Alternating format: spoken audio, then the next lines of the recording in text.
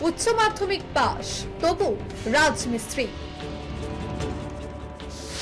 বর্ধমান উত্তরের সপারে যুবকের ক্ষোভে থামল প্রচার। ভাতা নয়, কাজ চাই।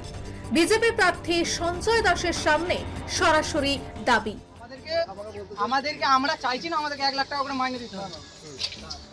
আমরা কাজ চাই, আমরা বেকার ভাতা চাই না। শিক্ষিত গ্রাম, তবু বেকারত্ব। সপার এলাকা থেকে ভিন রাজ্যে পাড়ি। বিজেপির প্রতিশ্রুতি বনাম তৃণমূলের পাল্টা। কেন্দ্রে এখন কর্মসংস্থানের লড়াই। বর্ধমান উত্তরে নির্বাচনী প্রচারের মাঝেই সামনে এলো এক তীব্র বাস্তব। শিক্ষিত হয়েও কাজের অভাবে রাজমিস্ত্রির পেশায় নামতে বাধ্য যুবক। সপার এলাকায় বিজেপি প্রার্থী সঞ্জয় দাসের সামনে দাঁড়িয়ে এক যুবকের ক্ষোভ যেন মুহূর্তে বদলে দিল প্রচারের আবহ।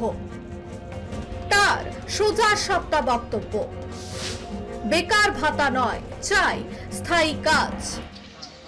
আমরা কাজ চাই, আমরা বেকার ভাতা চাই না। এখন হয়ে উঠেছে রাজনৈতিক চর্চার কেন্দ্রবিন্দু। আমরা শিল্প চাই, আমরা কাজ চাই। সব এইচএস কমপ্লিট করে রাজমিস্ত্রি কাজ করছি। এটা ভালো লাগছে?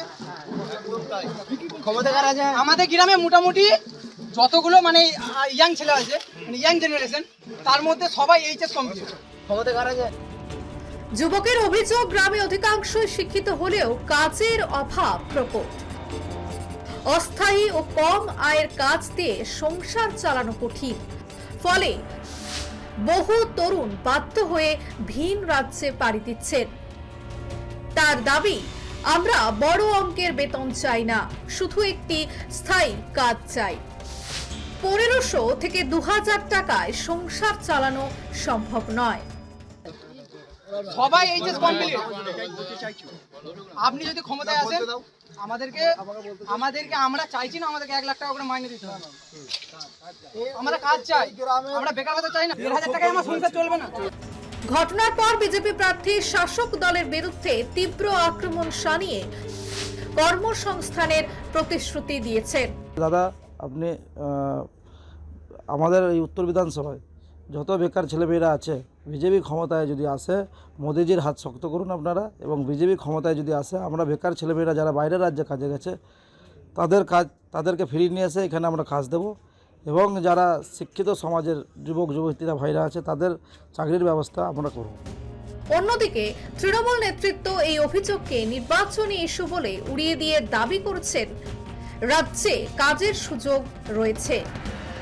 ওইসব গল্প বলে এই ভোটের সময় ওসব বলে কিছু হবে না, ঠিক আছে? বিজেপি মোটামুটি শূন্যর পথে, বিজেপি লোক পাচ্ছে না, বিজেপি গ্রামে ঢুকতে পারছে না, এই সব গল্প শুনিয়ে কোনো লাভ নেই। সব মিলিয়ে এই ঘটনা স্পষ্ট করে দিয়েছে, ভোটের লড়াইয়ে এবার সবচেয়ে বড় ইস্যু কর্মসংস্থান। প্রতিশ্রুতি আর পাল্টা প্রতিশ্রুতির ভিড়ে সাধারণ মানুষের একটাই প্রশ্ন, স্থায়ী কাজের বাস্তব সমাধান কবে?